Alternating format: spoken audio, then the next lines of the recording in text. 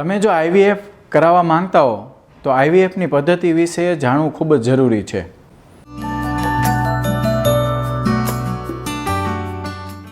નમસ્તે મિત્રો, હું doctor Hitesh Italia Matulya woman care and IVF સેન્ટરમાં 2012થી કાર્યરત છું.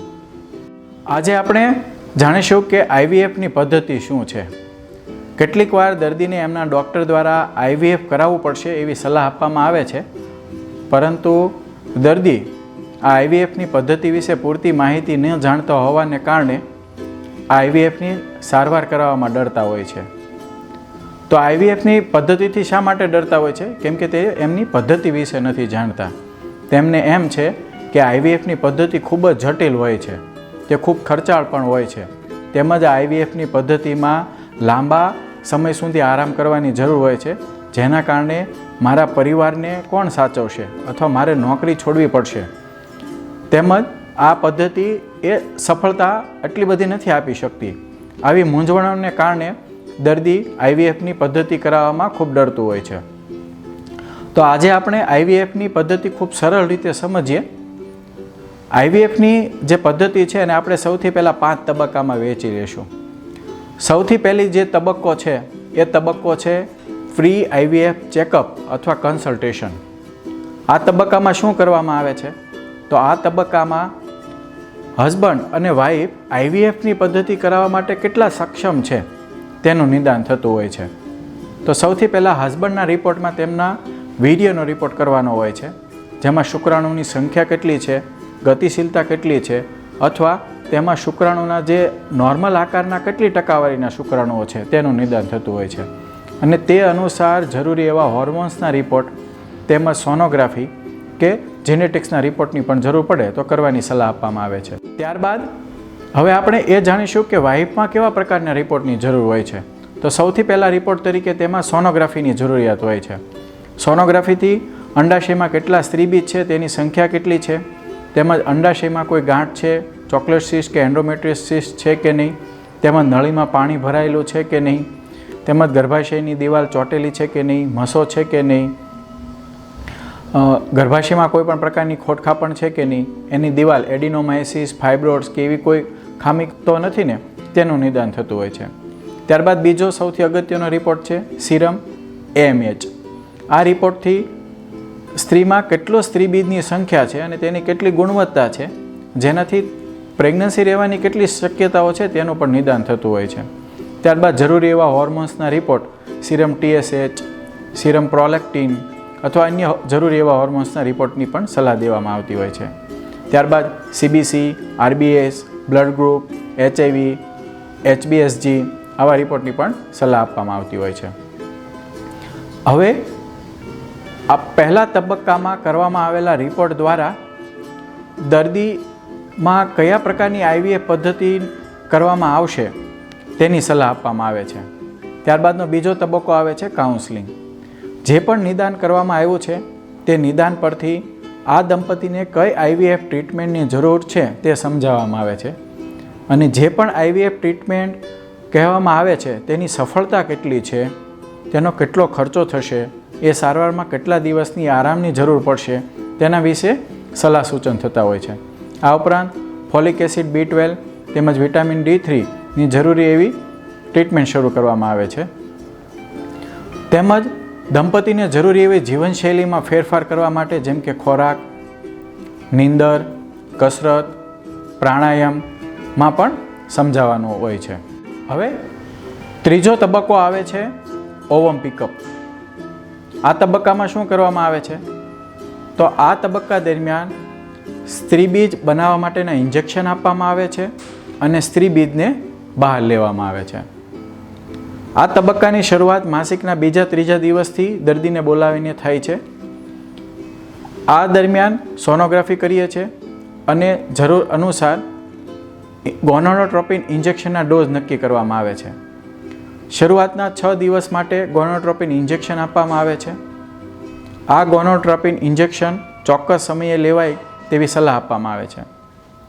ત્યારબાદ 7મા દિવસે જ્યારે પણ દર્દીને બોલાવવામાં આવે છે ત્યારે ફરી સોનોગ્રાફી કરી અને સ્ત્રીબીજ કેટલા કદના બન્યા છે તેમજ દિવાલ કેવા પ્રકારની બની છે તેનું પણ નિદાન થતું હોય છે. અને તે અનુસાર આગળ જરૂરી એવા 3 થી 4 દિવસ ડોઝ વધારવા પડે તો વધારતા હોય છે. એ અનુસાર ગોનોટ્રોપિનના ઇન્જેક્શન દેવામાં આવે છે. તેમની સાથે જે પણ સ્ત્રીબીજ બન્યા છે એ સ્ત્રીબીજ છૂટા ના પડી જાય તે માટે જરૂરી અન્ય એક હોર્મોન્સ પણ ઉમેરવાનું હોય છે. હવે પછી જે મુલાકાત થશે 3-4 દિવસ પછીની, એ મુલાકાત દરમિયાન જો સ્ત્રીબીજ યોગ્ય કદના બની ગયા હશે તો આ સ્ત્રીબીજ પરિપક્વ બને એટલે કે ફળદ્રુપ બને તે માટે ઇન્જેક્શન ટ્રિગર આપવાનું હોય છે. આ ઇન્જેક્શન ટ્રિગર એ IVFમાં ખૂબ જ અગત્યનું એવું ઇન્જેક્શન છે. આ ઇન્જેક્શન ચોક્કસ સમયે અપાય તે પણ ખૂબ ધ્યાન રાખવું જરૂરી છે, કેમ કે જે પણ ઇન્જેક્શન ટ્રિગર આપવામાં આવે છે એના 35 કે 36 કલાક પછી સ્ત્રીબીજ લેબોરેટરીમાં લેવાના હોય છે. જો આ ઇન્જેક્શનનો ચોક્કસ સમય ના જાળવવામાં આવે તો સ્ત્રીબીજ અપરિપક્વ પણ મળી શકે છે અથવા સ્ત્રીબીજ છૂટા પણ પડી જાય છે. તો આ ટ્રિગર ઇન્જેક્શનનો ચોક્કસ સમય નક્કી કરવો ખૂબ જ જરૂરી હોય છે. ત્યારબાદ ઇન્જેક્શન ટ્રિગર આપ્યાના 35 કે 36 કલાક પછી દર્દીને લેબોરેટરીમાં 5 થી 6 કલાક ભૂખ્યા પેટે બોલાવવામાં આવે છે. દર્દીને હળવા એનેસ્થેશિયા અથવા સેડેશન આપીને જેવી રીતે પતલી સોયથી લોહી ખેંચવામાં આવે છે તેવી જ રીતે સોનોગ્રાફીની મદદથી સ્ત્રીબીજ ખેંચવાના હોય છે. અને આ જે પણ સ્ત્રીબીજ મળે છે એ સ્ત્રીબીજ લેબોરેટરીમાં આપવામાં આવે છે. ઓવમ પિકઅપ કર્યા પછી સામાન્ય રીતે દર્દીને 2 થી 3 કલાક સુધી દાખલ રાખી અને પેશન્ટ ચાલતું ફરતું થાય પછી રજા આપવામાં આવતી હોય છે. સ્ત્રીબીજ લીધા પછી દર્દીને સામાન્ય રીતે 1 કે 2 દિવસ જ આરામ કરવાની જરૂર પડતી હોય છે. ત્યારબાદ તે તેના રોજિંદા કામો કરી શકે છે. ત્યારબાદ ચોથો તબક્કો છે IVF લેબ. તો આ IVF લેબમાં જે પણ સ્ત્રીબીજ મળે છે એ સ્ત્રીબીજને હસબન્ડના શુક્રાણુથી ફલન કરવામાં આવે છે, જેમાં સામાન્ય રીતે ICSI જેવી પદ્ધતિનો ઉપયોગ જરૂરી હોય છે. અને ત્યારબાદ સમયાંતરે 5 દિવસ સુધી આ સ્ત્રીબીજનું ફલન થયું છે અને એમાંથી કેટલા ગર્ભ બન્યા છે તે જોવામાં આવે છે. અને ત્યારબાદ 5 દિવસે જે પણ ગર્ભ બને છે એ ગર્ભને ફ્રીઝ કરવામાં આવે છે. પાંચમો તબક્કો આવે છે એમ્બ્રિયો ટ્રાન્સફર, જેને ED કહેવામાં આવે છે. આ તબક્કામાં નોર્મલી દર્દીને માસિકના 2જા કે 3જા દિવસે બોલાવવામાં આવે છે. આ તબક્કા દરમિયાન નોર્મલી ગર્ભાશયની સૌથી અંદરની દિવાલ કે જેને એન્ડ્રોમેટ્રિયમ કહેવામાં આવે છે તેને તૈયાર કરવાની હોય છે કે જેથી ગર્ભનું પ્રત્યારોપણ એન્ડ્રોમેટ્રિયમમાં ખૂબ સારી રીતે થાય છે. જે આ એન્ડ્રોમેટ્રિયમ બનાવવામાં આવે છે તે 2 ફેઝમાં વહેંચાયેલું હોય છે. પહેલો એન્ડ્રોમેટ્રિયમનો ફેઝ હોય છે તેને પ્રોલિફરેટિવ ફેઝ કહેવામાં આવે છે, જેમાં ઇસ્ટ્રોજન હોર્મોન્સની જરૂરિયાત હોય છે. ત્યાર બીજો ફેઝ આવે છે તેને સિક્રેટરી ફેઝ કહેવામાં આવે છે, જેમાં ઇસ્ટ્રોજન અને પ્રોજેસ્ટેરોન બંને હોર્મોન્સની જરૂર હોય છે.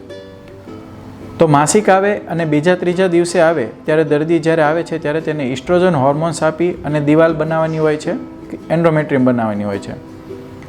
ત્યારબાદ જ્યારે દિવાલની જાડાઈ ચોક્કસ મળી જાય છે ત્યારે પ્રોજેસ્ટેરોન હોર્મોન શરૂ કરવામાં આવે છે. ત્યારબાદ પ્રોજેસ્ટેરોન હોર્મોન શરૂ કર્યાના 5-1 દિવસ પછી ગર્ભાશયમાં મૂકવામાં આવે છે. ગર્ભાશયમાં મૂક્યા પછી બીજા 14 થી 15 દિવસ સુધી પ્રોજેસ્ટેરોન હોર્મોન્સ, આ ઉપરાંત ગર્ભનું પ્રત્યારોપણ સારું થાય અને ગર્ભને પોષણ મળે એવી જરૂરી અન્ય સારવાર પણ આપવામાં આવતી હોય છે. અને ત્યારબાદ 15 દિવસ પછી પ્રેગ્નન્સી છે કે નહીં તે માટે ટેસ્ટ કરવાનો હોય છે. તો આવી રીતે આપણે IVFને 5 તબક્કાઓમાં સમજીને ખૂબ સરળ રીતે સમજી શકીએ છીએ. તો તમે પણ આ IVFની પદ્ધતિ હવે સરળતાથી સમજી ચૂક્યા હશો અને તમે પણ હવે IVFની પદ્ધતિથી મૂંઝવણ નહીં અનુભવતા હોય. તો ફરી મળીશું. નમસ્તે.